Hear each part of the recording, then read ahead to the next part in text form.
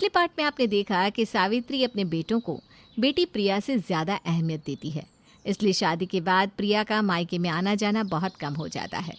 सास सावित्री अपने दोनों बेटों और बहुओं के साथ अपने आलीशान 2 मंजिला मकान में रह रही होती है। एक दिन बेटी प्रिया माँ को फ़ोन करती है तो पता चलता है कि माँ अब अपने बेटे बहू के साथ अपने मकान में नहीं रह रही, बल्कि शहर से बाहर बने अपने फार्म हाउस में रह रही है। प्रिया माँ को समझाती है कि उन्हें भाई भाभी के साथ रहना चाहिए, लेकिन माँ उसकी बात को टाल देती है।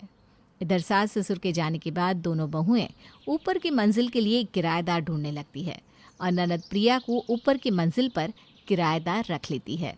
अब आगे। भाभी, पवन जी पूछ रहे थे कि भाभी ने कोई रेंट एग्रीमेंट क्यों नहीं बनवाया। आप कहे तो हम एग्रीमेंट बनवाकर एडवांस किराया देने के लिए भी तैयार हैं। अरे नहीं नहीं प्रिया, घर की बात है, तुम्हारे साथ इन सब फॉर्मेलिटी में पड़ने की क्या ज़रूरत है। कोई एडवांस की ज़रूरत नहीं है, तुम बस हर महीने अपना किराया देती रहना, इतना ही बात है। भाभी की बात सुनकर प्रिया बिल्कुल निश्चिंत हो जाती है और बड़े आराम से अपने मायके में किराएदार बनकर रहने लगती है।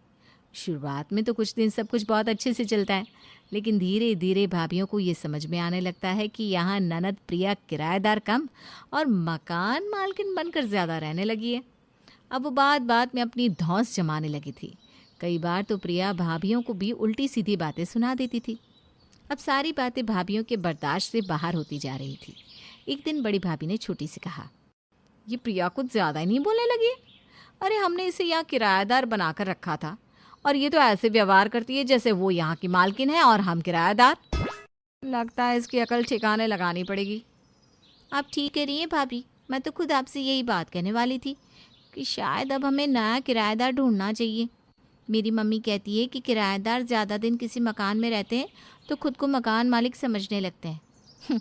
और ये तो वैसे भी इस घर की बेटी है, इसलिए खुद को इस घर की मालकिन ही समझने लगी है और हमें नौकरानी। अरे इसके जासियों को तो मैं अपनी जेब में लिए घूमती हूँ, ये बड़ी मालकिन बनने वाली। अब जब घर में हमने इसकी माँ की नहीं चलने दी तो ये कौन से खेत की मूली है, अभी बताती हूँ इसे। प्रिया, तुम्हें यहाँ आए लगभग 1 साल हो गया है। तुम 20,000 किराया देती हो और वो भी पिछले कई महीनों से दिया नहीं। नए किराएदार इस फ्लोर का 30,000 देने को तैयार है। अब तुम देख लो, या फिर तुम ही 30,000 दे दो, या फिर अपने लिए कहीं और मकान देख लो। क्या कहा 30,000? अरे मैं क्यों आपको 30,000 दूंगी, बल्कि मैं तो अब आप लोगों को 1 रुपया भी नहीं देने वाली, क्योंकि ये फ्लोर अब मेरा है। क्या कहा? ये फ्लोर तुम्हारा है? बोलो मत, तुम बस यहाँ एक किराएदार हो। जब तक हमारा मन करेगा तुम्हें रखेंगे, जब दिल करेगा सामान से ही तुम्हें घर से बाहर कर देंगे। भाभी, मैं बहुत इज्जत से आप दोनों के साथ पेश आ रही हूँ, मुझे भी आपकी तरह अनाप शनाप बोलने को मजबूर मत कीजिए। आपकी भलाई इसी में है कि आप मेरे घर से इसी समय दफ़ा हो जाइए। क्या कहा तुमने? मेरे घर से? ये घर तुम्हारा कब से हो गया? तुम्हें लास्ट वार्निंग दे रहे हैं, 3 दिन के अंदर घर खाली कर दो, वरना मैं अपना घर खाली कराने के लिए पुलिस बुला लूँगी। किसी गलतफहमी में मत रहना कि भाभी तुम्हारी इस हेकड़ी से डर जाएंगी। अरे भाभी, बड़ी नादान हो आप दोनों। ये मकान मेरे मम्मी पापा का है और उनकी संतान होने के नाते इस मकान पर आपसे पहले मेरा अधिकार है। आज से ये फ्लोर मेरा है। और हाँ, कोर्ट कचहरी जाने की गलती भी मत करना, वहाँ भी आप दोनों कुछ प्रूव नहीं कर पाओगी। देखो तो, भलाई का तो ज़माना ही नहीं रहा। एक तो अपने घर में इतने दिन रखा, ऊपर से ये हमें ये आंखें दिखा रही है। देख लिया ना पूजा तूने, इसीलिए मैं कह रही थी कि रिश्तेदारी दूर की अच्छी होती है। लेकिन तुम तो बड़ी प्रिया भक्त हुई जा रही थी, भाभी भाभी करके मेरे पीछे पड़ी हुई थी। तुम्हें बुलाया था ना इसको, अब भुगतो। हाँ भाभी, बुलाया तो था, लेकिन मुझे क्या पता था कि ये प्रिया 2 दिन में ऐसे रंग बदल लेगी। अब चिंता मत करो, मैं भी इसकी धमकी से डरने वाली नहीं हूँ। मेरा भाई वकील है, आज ही अपने भाई के पास जाती हूँ और इसको धक्के मार के घर से बाहर ना निकलवाया तो मेरा नाम भी पूजा नहीं। पूजा अपने भाई के पास जाती है और मकान खाली करवाने के लिए नोटिस ननद प्रिया के पास भिजवा देती है। नोटिस के जवाब में प्रिया मकान के कागज़ दिखा देती है, जिसमें मकान की मालकिन की जगह उसका नाम लिखा हुआ था। प्रिया के पास मकान के कागज़ देखकर पूजा और वर्षा के तो पैरों के नीचे से ज़मीन ही खिसक जाती है। वो दोनों समझ ही नहीं पा रही थी कि उनके साथ धोखा आखिर किया किसने है, ननद प्रिया ने या सास ससुर ने। मुझे पूरा यकीन है प्रिया ने नकली कागजात बनवाए हैं। माँ बाबूजी, ये मकान इसके नाम कर ही नहीं सकते। मैं अभी माँ बाबूजी को यहाँ बुलाती हूँ और उनकी बेटी की करतूत दिखाती हूँ। भाभी की बात सुनकर प्रिया अपनी माँ सावित्री को फ़ोन करती है। थोड़ी ही देर में सावित्री अपने पति के साथ वहाँ पहुँच जाती है। आपने देखा माँ जी, आपकी बेटी ने क्या कर्म किए हैं। ये हमारे मकान पर कब्जा करना चाहती है। इस मकान की मालकिन तो आप है ना माँ जी। अब आप ही अपने हाथों से धक्के मारकर इसको घर से बाहर निकालिए, तब इसे अपनी औकात समझ में आएगी। इतने सब तमाशा के बीच दोनों बेटे पुनीत और विनीत भी घर आ चुके थे। पूजा, तुम बिल्कुल सही कह रही हो। इस मकान से बाहर वो जाएगा जो यहाँ गलत तरीके से रह रहा है। इसलिए तुम दोनों की समझदारी इसी में है कि 30 दिन के अंदर मकान खाली करके दोनों यहाँ से दफा हो जाओ, वरना पुलिस में केस अब मैं करूँगी। क्या? इसका मतलब माँ जी ये सब आपका किया धरा है? ये मकान मैंने अपनी पति की कमाई से बनाया है।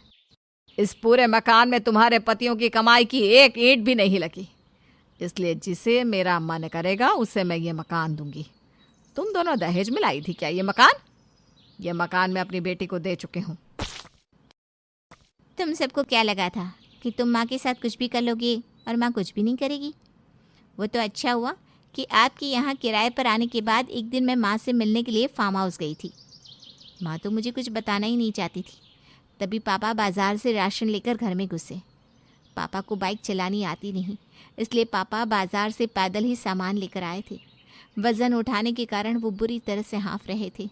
उन्हें देखकर मैंने कहा, पापा क्या ज़रूरत थी आपको इस उम्र में अकेले आकर यहाँ फार्म हाउस पर रहने की? जीवन भर तो आप दोनों यही राग आलापते रहे कि दोनों बेटों की शादी करके पोते पोतियों के साथ मज़े से अपनी ज़िंदगी बिताएंगे, और अब जब उनके साथ रहने का समय आया तो आप लोग यहाँ अकेले रहने के लिए चले आए। यहाँ इस जंगल में अकेले फार्म हाउस में आप लोगों को क्या आनंद आ रहा है?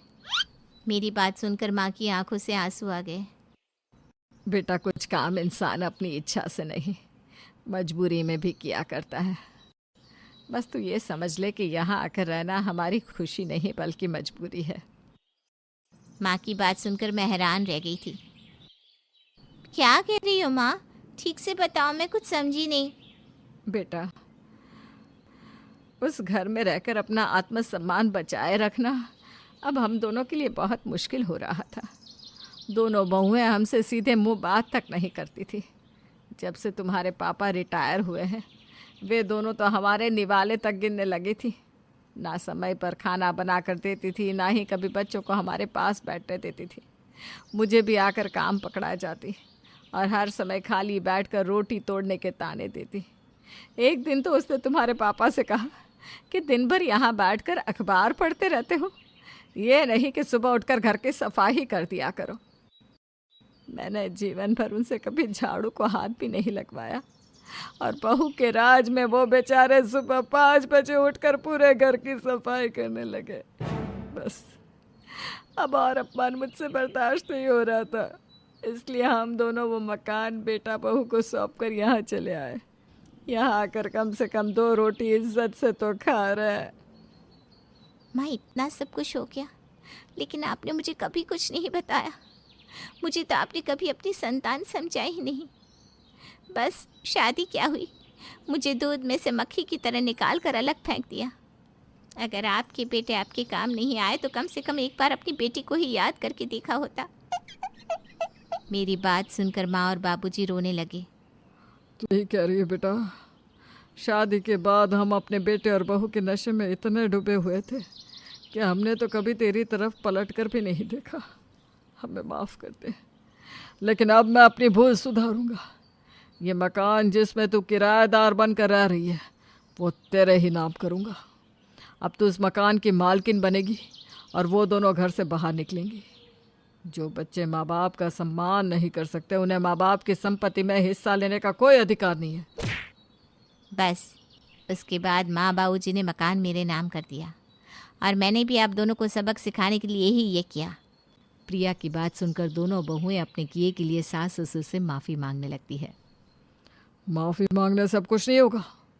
सास ससुर की संपत्ति तो सबको अच्छी लगती है, लेकिन उन्हें 2 रोटी देना और सम्मान से जीने देना ये इतना भारी क्यों लगता है? तुम चारों अब यहाँ से जाओ, हमारे घर में तुम्हारे लिए कोई जगह नहीं है।